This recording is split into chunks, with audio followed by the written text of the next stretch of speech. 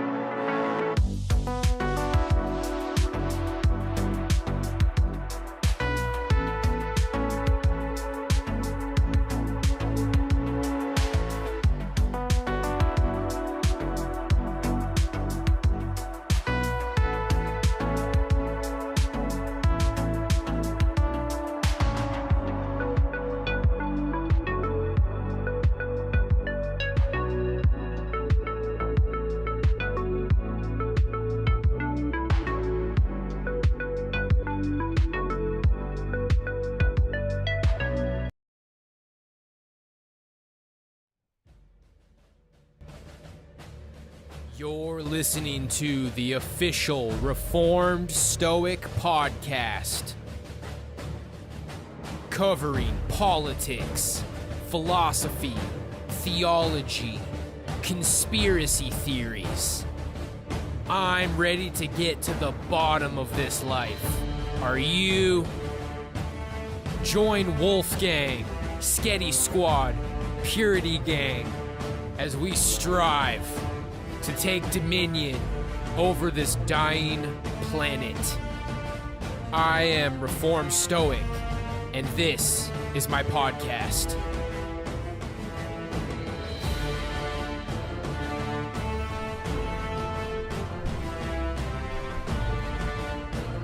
How are we doing?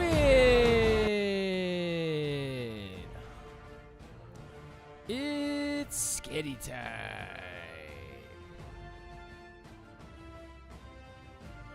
Is there something wrong with my camera? Is there, dare I say it, something wrong with my camera? Let's go. Is it frozen? Are we good? It appears that we have a malfunction. I'm afraid that the camera will be quite operational. Video.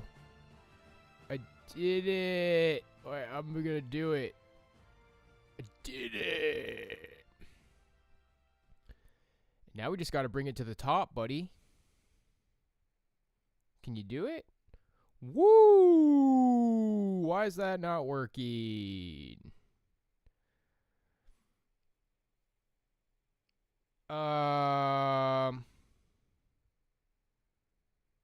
That's kind of weird. FaceTime. Okay. So the question is, what has changed since last night? Yeah.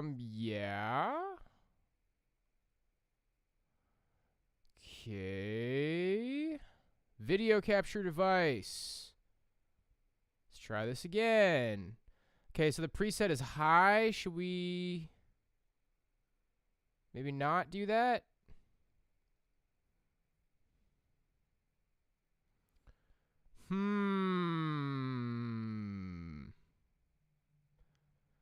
Uh-oh, guys. My camera's not working. Use buffering, maybe? How could my camera just all of a sudden not work?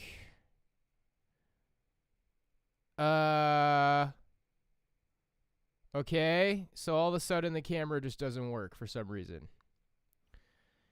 And it's about time to probably move on with it. Huh. Okay. Well, I guess let's just do it without a camera. Let's go. You're listening to the Reformed Stoic News segment. Let's go.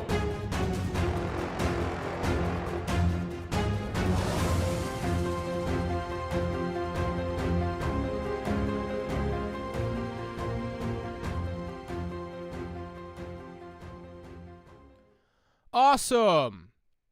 So I guess there will just be a still shot of me putting my thumb to my nose for the entire podcast. Doesn't that sound great, everybody? Cool.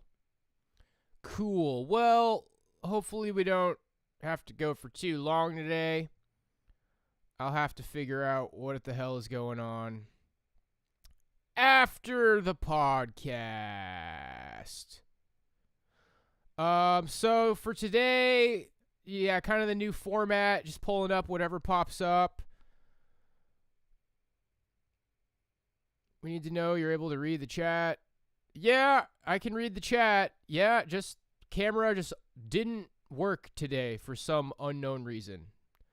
Very strange. It did ask me when I turned on OBS if I wanted to use my iPhone as a camera, and I said no. So, yeah, something about updating my iPhone. I updated my iPhone last night, and yeah, you know, everything's connected somehow in some way that I didn't ask for. So cool, that's where we're at with technology. Update your iPhone, and it screws up your camera somehow for some unknown reason. Loving it. Loving the modern updates. So glad I updated my iPhone.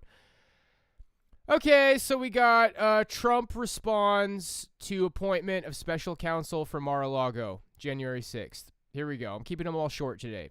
2 minutes and 25 seconds. MSNBC. Elon Hilliard, I see that you are joining us now as well with some of your new reporting, too. Walk us through it. Yeah, so Donald Trump in Donald Trump fashion called up Fox News just a little bit ago here and provided some additional comments here about the special counsel being named here. And I just read you some of the quotes here from what Fox News is posting online, in which Donald Trump says, quote, "I am not going to partake in it. I'm not going to partake in this." He referenced how this comes just days after his 2024 announcement. The other quote that, of course, here is notable is, quote, "The Republican Party has to stand up and fight," which is the sentiments that he has continued to push. And as long as he remains the center focus of these investigations, he's going to be looking at Republicans to rally against him, much like they did after the Mar-a-Lago search warrant execution there, Hallie. And when you're talking about the investigation surrounding January 6th and Donald Trump's potential role in it, take into account that just 2 months ago, those 40 subpoenas coming from the Department of Justice to individuals around Donald Trump could lend credence to the idea that there is more that has been gained here from the Department of Justice over just the last 2 months. A subpoena was never issued to Donald Trump himself, though, of course, of note. But just last week is when the January 6th Select Committee up on Capitol Hill was set to receive not only testimony, but also documents from Donald Trump. After going back and forth, Trump and his team, they ultimately did not cooperate. They filed a counter lawsuit, essentially, to try to halt the subpoena efforts of the January 6th committee. The committee now says that they are looking as to what potential next steps they may take. Of course, they are a little less politically deferential to Donald Trump. And so the question is, would they refer him for potentially contempt to the Department of Justice? Of course, that would be the Department of Justice to determine whether they would take that step there. But Donald Trump obviously indicating that he has no intention to work with DOJ investigators, the January 6th committee. Over the next course of the month and a half, we're expecting hostilities to only rise. Allie?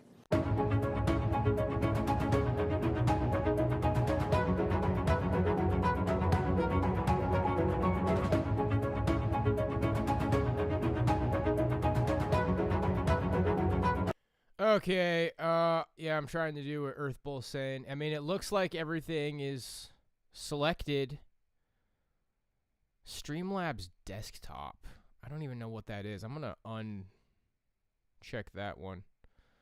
OBS will have access to your camera until it is quit. Alright,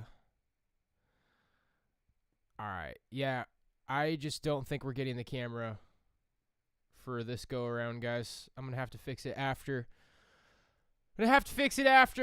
Anyway, let's just do a short one today. Yeah, January 6th again. Okay, nobody cares. Glad to know there's no shortage of nothing burgers in the world. Biden admits, asks SCOTUS to vacate student loan debt. Okay, a minute on student loans. Come on, boomers, let's get it going. Let's pay the loans already. NBC News. Some breaking news to get to. Now, the Biden administration, we've just learned, will ask the Supreme Court to step in and let them restart the student loan forgiveness program. We've got a document in from the Justice Department to the Fifth Circuit laying out what they're going to say. They haven't officially filed it just yet, but remember that relief plan is blocked for now after 6 Republican-led states sued the White House, basically pressing pause on any new applications for this program. That's what the White House has done. It could give up to $20,000 in relief to some students with student loan debts. We're going to see how this one unfolds in the court system. Thanks for watching. Okay.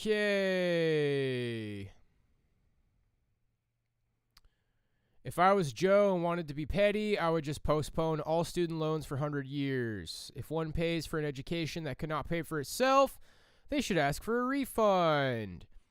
Hey, NBC, you misspelled the word. Oh, give me a break. Biden hates the living guts out of the conservative majority Supreme Court. Also, Biden, hey, guys, mind doing me a little favor, please? Just trying to dump their ploy on the very court they rampaged in the street against a few months ago. Other countries have people pay back student loans with 0% interest through garnished wages after income is above $25K because they invest in their society. Here is the U.S. We make you pay double loan amount before you will pay it off. And then have the audacity to complain if they ever do anything to lower it. Yeah, it just seems like this generation was a massive flop, man. Something changed. Something's different. You know, the life that the boomers expected, it was there for them. People worked. People were rewarded for their work. If you wanted to get married, it was out there. Class mobility. I mean, a fair amount anyway. It was definitely a safe bet to be upper middle class.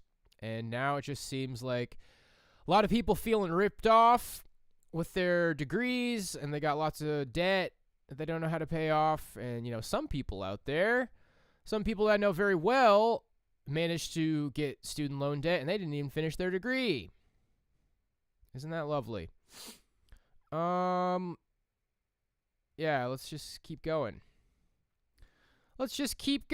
Can Ukraine push out Russia? See top U.S. general's blunt assessment. All right.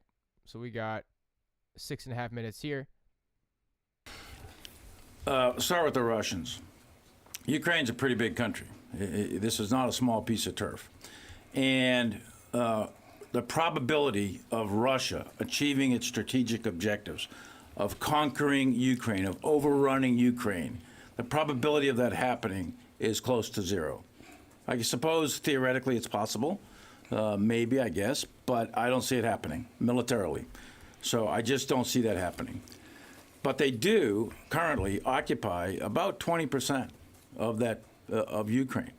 So they occupy a piece of ground that's about 900 kilometers long, and I don't know, probably about 75 or 80 kilometers deep. So it's not a small piece of ground. And they invaded this country with upwards of 170, 180,000 troops in multiple field armies, combined arms armies. And they have suffered a tremendous amount of casualties, but he's also done this mobilization and called up additional people. So the Russians have reinforced, and they still have significant Russian combat power inside Ukraine. Now, Ukraine's had great success in the defense. They did a tremendous job in defeating the Russian offensive. It's incredible what they were able to do. And then they went on the offensive at the beginning of September. And they had great success up in Kharkiv, and they've had better success even down in Kherson, as you just witnessed. But Kherson and Kharkiv, physically, geographically, are relatively small compared to the whole. So that the military task of militarily kicking the Russians physically out of Ukraine is a very difficult task.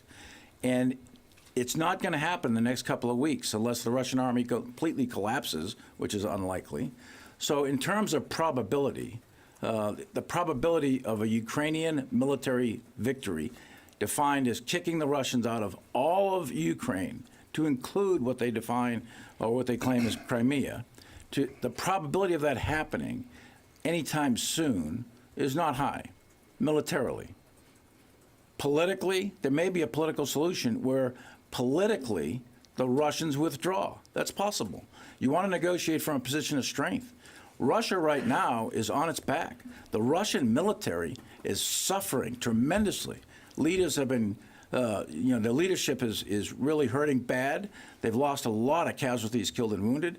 They've lost, I won't go over exact numbers because they're classified, but they've lost a tremendous amount of their tanks and their infantry fighting vehicles. They've lost a lot of their fourth and fifth generation fighters and helicopters and so on and so forth. The Russian military is really hurting bad.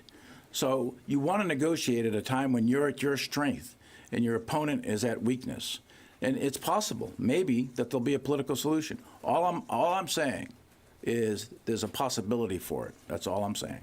Top U.S. General Mark Milley says it is not likely that Ukraine will achieve an outright military victory against Russia. That is very significant. He went on to say they may have the upper hand, meaning Ukraine, in potential negotiations, though, because of recent wins in the battlefield. Listen.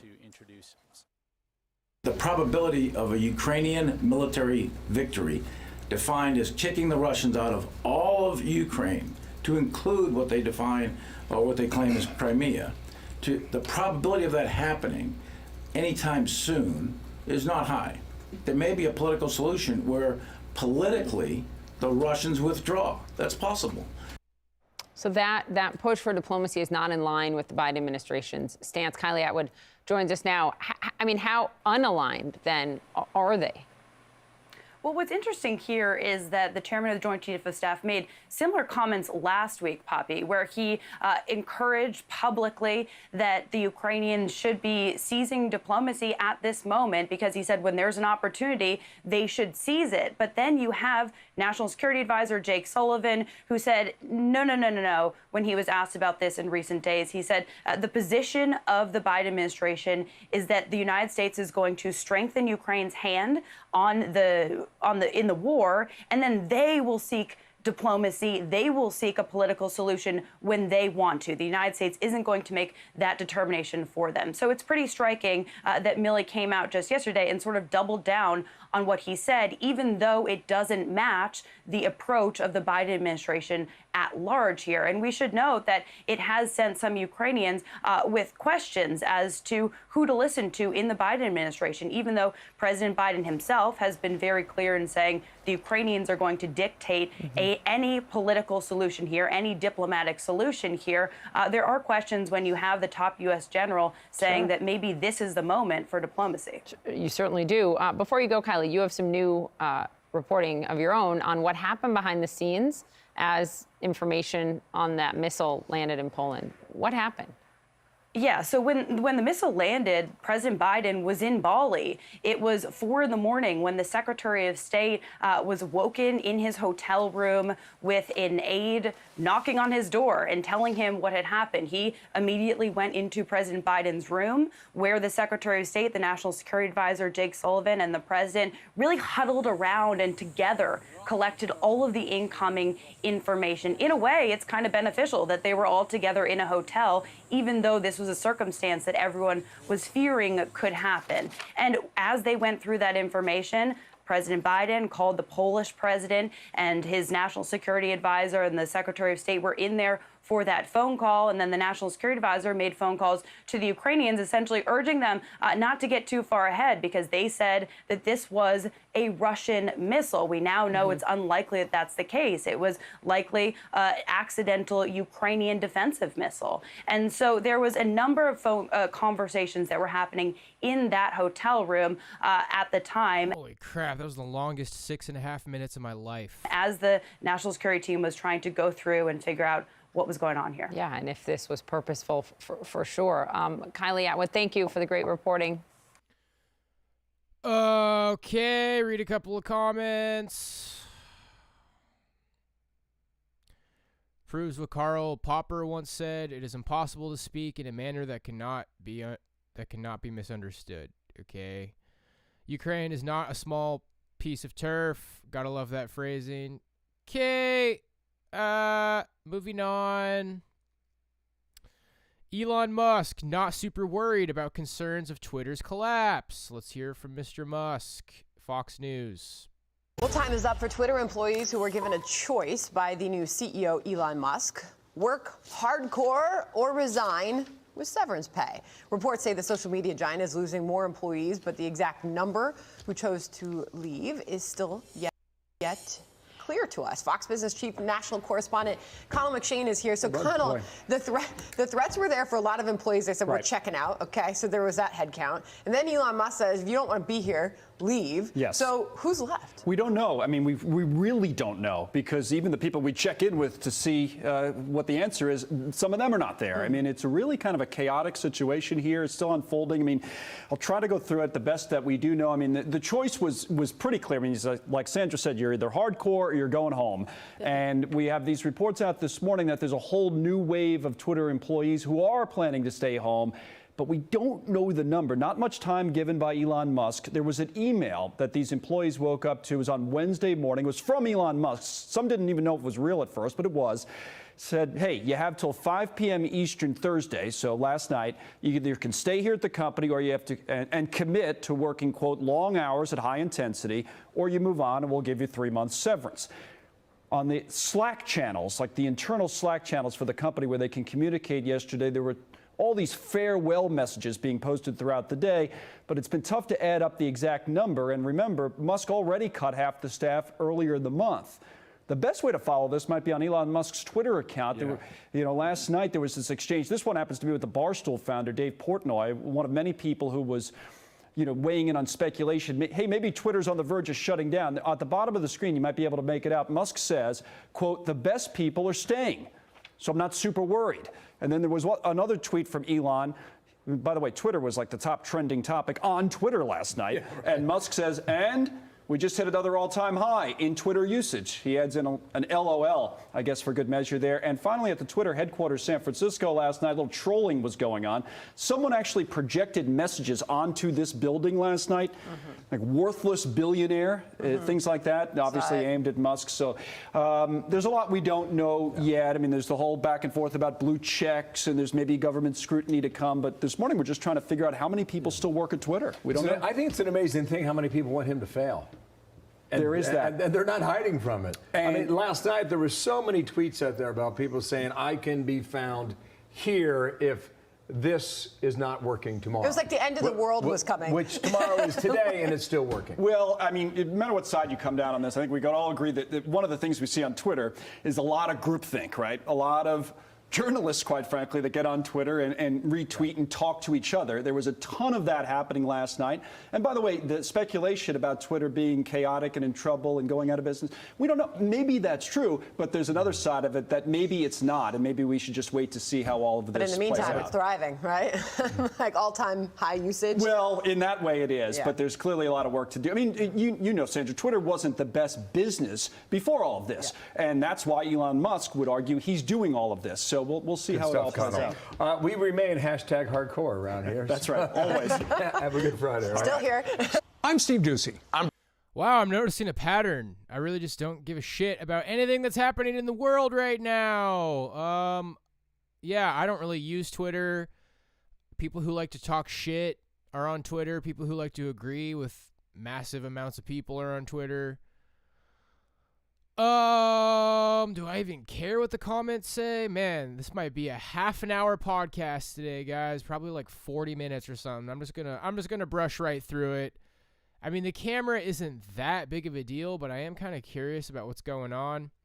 I'm gonna be making my mom's Nebraska stew tonight, so hopefully I can figure out the camera after this podcast, and then we'll get a little stew making stream going. Either Twitter is reformed into something usable or it folds and disappears. Win-win for people. Can't wait to see how it plays out. It's better than dramas these days. Is it? Is it better than dramas days? Is it better than dramas these days and you can't wait to see how it plays out? Because I just don't care for some reason. Crazy. All right, here's something a little interesting. 10 days ago, Fox 13 investigates what are incels and why is there cause for concern. Always nice to see the mainstream narrative here. Let's take a look. Well, there is a growing threat to women from men who are often frustrated sexually, and they're turning to extreme acts of violence against women because they can't find romance. Fox 13's Ernie Freeman reports on a dangerous group of men called incels. If I can't have you, girls, I will destroy you. Elliot Rodger was a sexually frustrated 22-year-old. I'm 22 years old, and I'm still a virgin. I've never even kissed a girl. He died a virgin because one day after recording this video in May of 2014, he shot 20 people near the University of California at Santa Barbara, killing 6 and then killing himself. I hate all of you. The inability to find romance is what led to Rodger's extremism. He was what's known as an incel, someone who is involuntarily celibate. 8 years later, Rodgers is a hero to many young men like him. And law enforcement and civil rights groups are worried his ideals are spreading and more women will be targeted. Threatening their lives, threatening them sexually. And this all stems from this ideology, the incel ideology, which essentially blames women for men's lack of success in relationships and in sexual relationships specifically. While the vast majority of women-hating incels are in dark forums and dark corners of the internet, Jessica Reeves with the Anti-Defamation League says that's no reason to doubt their hateful speech online won't lead to another Elliot Rodgers situation in real life. I can't think of anything much more worthy of law enforcement's time than the safety and lives of women. The threat's so real that in March, the U.S. Secret Service released a threat assessment of incels. They zeroed in on the 2018 attack at a yoga studio in Tallahassee, Florida, where an incel killed 2 women and injured 6 more. Reeves says incel ideology is akin to extremism in white supremacist and terror groups. There's absolutely some overlap. If you spend time, which I don't recommend, on incel forums, you will see some white supremacist language. Which I don't recommend. Now, why wouldn't you recommend it? Do you not recommend it because you don't want people going out there and figuring out what this is for themselves? You don't want people to come to their own conclusions looking at the data for themselves? Because when you're saying it's white supremacist, I can tell you that I've been around, I'm afraid to say these terms they're using, like the incel community and the incel movement. I've been around the internet. I know about black pills and red pills and incels, and there's actually a saying called JBW. It stands for just be white, because there's actually a large Indian incel community and a large ethnic incel community, a lot of Asians, Indians, there's some black people. So I guess I kind of understand where they're coming from, because, yeah, 4chan poll and like some of the white supremacist communities, they're just like a knock away. Come on by, the light's always on. We'll leave a light on for you. There's no we, I'm not we, it's not we. I'm not, that's not me. Anyway, JBW, just be white, big terminology in the incel community. Lots of Indian incels, lots of Asian incels. This idea that it's all like white and white supremacists, that's just not really accurate. And here she is encouraging you not to do your own research, not to look into it for yourself. I'll try to get through these last few minutes here before I chime in more than that, because I'll explain to you why the way that they're preaching this kind of bothers me. Some anti-Semitic language, certainly extremely racist language on these incel sites, but it is not an all-encompassing thing. And certainly there are many incels we know who are men of color. We found that 36% of incels in our study were incels of color. William Costello is a PhD candidate at the University of Texas who wrote his master's dissertation on incels. He says while they are politically and ethnically diverse, other factors might be warning signs of future danger. 18% are NEETs, not in education, employment, or training. 50% still live with a parent, and 36% have a high school diploma or lower, factors that reduce their chances in the mating game. Some research does show that unwanted celibacy, being unable to access. So it's all about, NEET, part of that is education. Wait, let's go back to those stats. So part of it is education. 2 of these are education. And then one of them is living with your parents. They all need to go to college. That's the problem. They're not going to universities, you guys. There's so many. This is like trying to divert your eyes away from a lot of other problems that society is having. Society is having a lot of other problems, and I can tell you the direction that this is kind of pointing in is like, oh, so you think this is a cover-up for a lot of other problems? Well, when's the last time you had sex? Well, bro, you need a girlfriend. Anybody who notices anything wrong with society must be an incel. You see what it is, guys? Like, and yeah, it's going to be men. It's going to be a lot of men who have fucked off from the workplace and who have fucked off from education, because let's get real here. This whole, how many examples have they given? They gave you the yoga guy and they gave you Elliot Rogers. That's 2 guys. 60% of universities are women at this point. 45% of women are projected to be single by 2030. There's big problems with relationships. It's saying that like well over 1/3 of men are single. So there's these 2 incel shooters that they've pointed out, and a 1/3 of the male population is single. So it's safe to say that at least 1/3 of the male population fits in this category of they're not having any sex, and they've given you 2 examples of incel shooters. Do you have any idea how fucking wacky those statistics are? This is a cover for a way bigger problem that society is having. Men don't want to go to universities anymore. The universities are all women. Oh, well, 18% are not in education and 36% don't have a college degree. They need to go to college. Women don't want men who go to college, who don't go to college. This is fucking loony clown world, you guys. We shouldn't even be watching this shit. This is just rage fuel. It's probably one of the last times I'll ever fucking watch this horse shit. This is rage fuel. Don't work, guys. Don't fucking go to college. It's time to starve the beast. It's time to starve the beast. Men don't want to go to university anymore, and that's the right decision. They're fucking satanic. They're anti-Christian. Repeat after me, everybody. University is a place where women go to get ugly tattoos, take a bunch of dick, and learn to be race traitors. And learn to betray their men in mass, okay? That's what universities are. Nothing less, Nothing more. It's a place where women go to get what? Ugly tattoos and do what? Take a bunch of dick and what? Learn to betray their race and betray their men and betray God. That's all universities are. Don't give them your fucking money. Why is the bailouts happening? Why are the student loan bailouts happening? Because the universities are a fucking scam.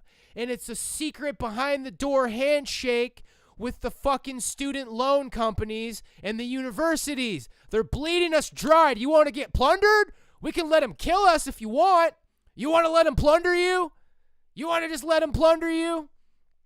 Stop fucking going. Money in the pockets of the universities is dead fucking babies, broken relationships, ruined men.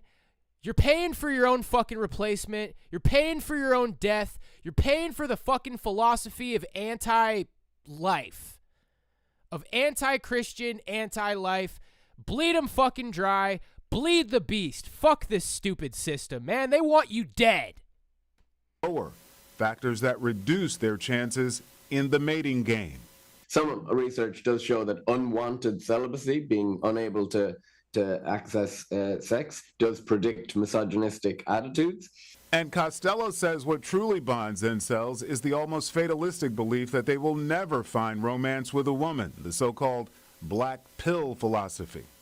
So for incels, the black pill describes a particularly bleak truth to swallow. And in this case, it refers to their idea that there was nothing they could ever do to improve their romantic prospects, that it was over from the beginning, so there's no point in even trying. Costello says the incels he studied showed signs of deep depression and anxiety, which makes them dangerous to women and to themselves. It's almost invariably been suicide by cop. It's been, going on a spree killing. And how many times has it been that? How many times has it been that? 4 or 5 times. How many guys are fucking alone in the society? Over a third. Do the math. You know what the math says objectively? This is propaganda. This is a fucking lie. Don't trust the system, guys. The news is lying to you. The universities are lying to you. The police don't care about you. The society's a fucking sham, and it's time for war. While being very aware that they're going to be killed themselves in the process. With this known and growing danger from incels, I asked the Memphis Police Department, which has a female police chief, if they had any incel intel and a plan to protect local women. MPD never responded. I'm really happy that you brought up the issue of law enforcement, because I think that they're the first step. And, we do try to educate as many law enforcement agencies as possible on this issue. And, yeah, I'm sure this woman's not sexually frustrated. Yeah, you're looking great, sweetie. You have a contact, and you can say, listen, ADL is happy to do a 1-hour presentation that'll just get you guys up. Oh yeah, ADL. Let's hear it for ADL. They'll give us a 1-hour presentation. Does everybody want that? Oh, there's no men fucking here. There's no more men in the universities. There's 60% women. Nobody's even fucking listening, sweetie. All the men are gathering guns and getting ready to take their fucking country back from you traitors. I'm not. I'm a good boy. To speed on some of the threats that we're seeing from incels, I'd be more than happy to do that. According to that threat assessment from the Secret Service, one way to reduce the risk... I'd be more than happy to do that. I'd be more than happy to lead a fucking movement that takes this country back from under your fucking nose. ...of future attacks is to have appropriate systems in place to identify incels. You never showed me any mercy, and so I will show you none. And This guy's dad is in fucking Hollywood. This kid's dad is a Hollywood actor. Okay, these people are intelligence actors. This shit's a fucking sham, dude. This is an attack on our country. You never showed me any mercy, and so I will show you none. And identify the warning signs and take appropriate action before it's too late. Ernie Freeman, Fox 13 Investigates. You hear that, guys? It's time to take appropriate action before it's too late. I'm all about that. I'm with that, too. Well, federal investigators say since the early 2000s, incels have killed roughly 50 people, mostly women, in mass shootings. But they say that they have thwarted many more acts of hate against women. In fact, the National Threat Assessment Center says that going forward, it's critical for everyone involved in public safety to pay very close attention to these incel communities and make sure that they're protecting women. They're men that are frustrated with society. They're frustrated men. The society is something to be frustrated at. Men are where it begins, gentlemen. Men are where it starts. Once the men aren't happy, society's not happy. Men are the driving force of production until, I don't know, like 15 years ago, 10 years ago, when they decided women were going to run everything. That ain't happening. Men, starve the beast. Don't go to these fucking traitor schools. Don't put your money in the pockets of people who want to kill your children, who want to turn your children into fucking women.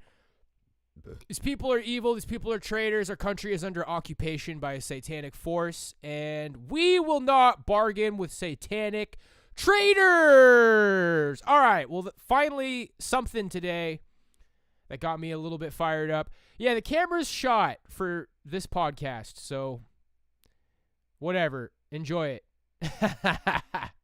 Enjoy it. Last segment. We're doing a short one today. How should a Christian view politics? Yeah, men who aren't being bossed around by some fucking pantsuit feminist, right? Let's go. Got Questions Ministries. How should a Christian view politics? How should a Christian view politics? We're going to answer that question. If there is anything that will spark a spontaneous debate, if not an outright argument, is a discussion involving politics, even among believers. As followers of Christ, what should be our attitude and involvement with politics? It has been said that religion and politics don't mix, but is that really true? Can we have political views outside the considerations of our Christian faith? The answer is no, we cannot. The Bible gives us two truths regarding our stance towards politics and government. The first truth is that the will of God permeates and supersedes every aspect of life. What He has purposed, He will bring to pass, and no government can thwart His will. In fact, it is God who sets up kings and deposes them. Because the Most High is sovereign over the kingdoms of men and gives them to anyone He wishes. A clear understanding of this truth will help us to see that politics is merely a method God uses to accomplish His will. Second, we must grasp the fact that our government cannot save us. Only God can. Jesus nor any of the apostles spent any energy schooling believers on how to reform the pagan world via the government. They never called for civil disobedience in protest of the brutal Roman Empire. Instead, the apostles commanded the first century Christians, as well as us today, to proclaim the gospel and live lives that give clear evidence to the gospel's transforming power.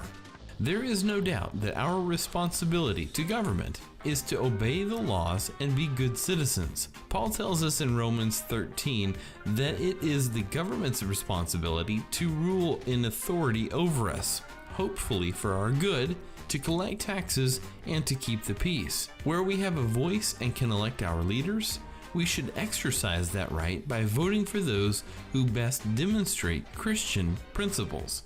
One of Satan's grandest deceptions is that we can rest our hope for cultural morality in politicians and government officials. The church has made a mistake if it thinks that it is the job of politicians to defend, to advance, and to guard biblical truths and Christian values. Nowhere in Scripture do we have the directive to spend our energy, our time, or our money in governmental affairs. Only as the hearts of individuals in a culture are changed by Christ will the culture begin to reflect that change, not through government policy.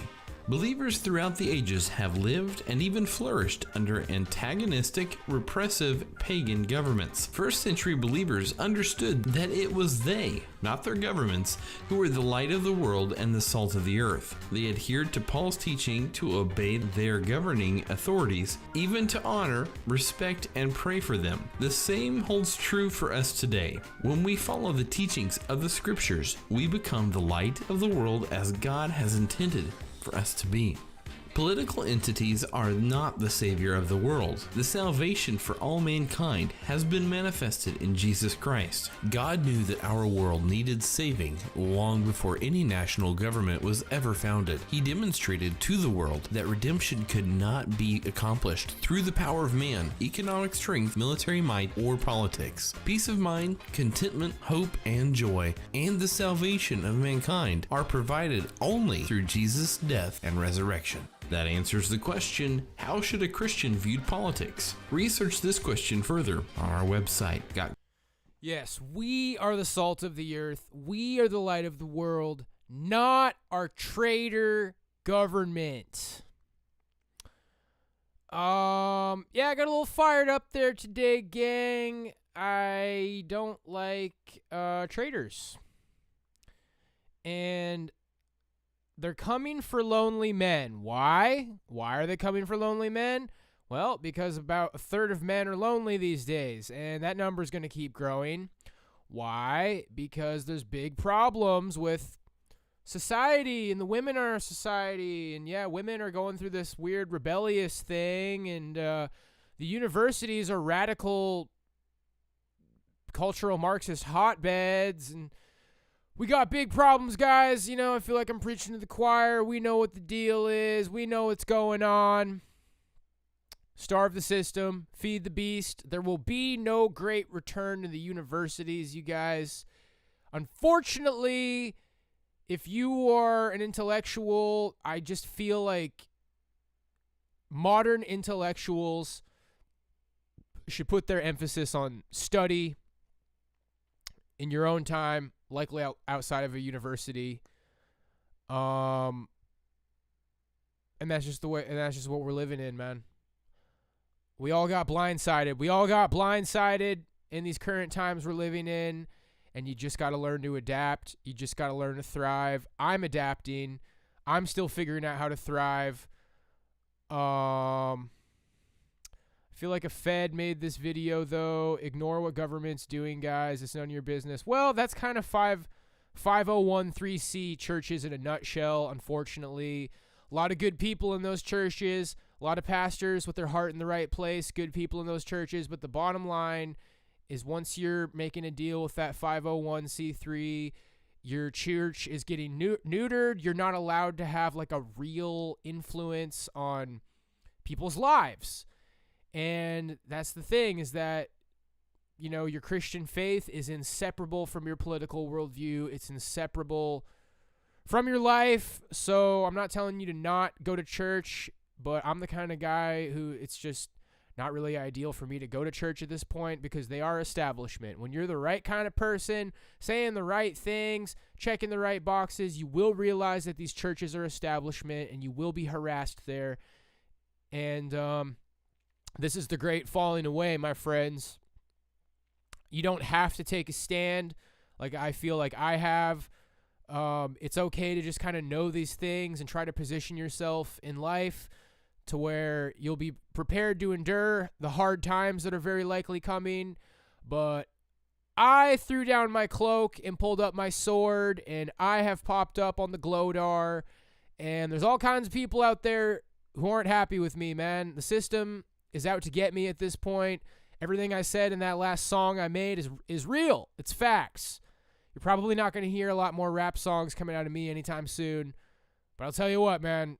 Everything I said in that song is facts. So God bless you, my friends. I appreciate your support. And I should be back here in like 10, 20 minutes to make some stew. I'm just going to have to figure out this camera. So thanks, guys. Short podcast today. And I will see you later. God bless. I'm praying for you as well. Thank you for your prayers.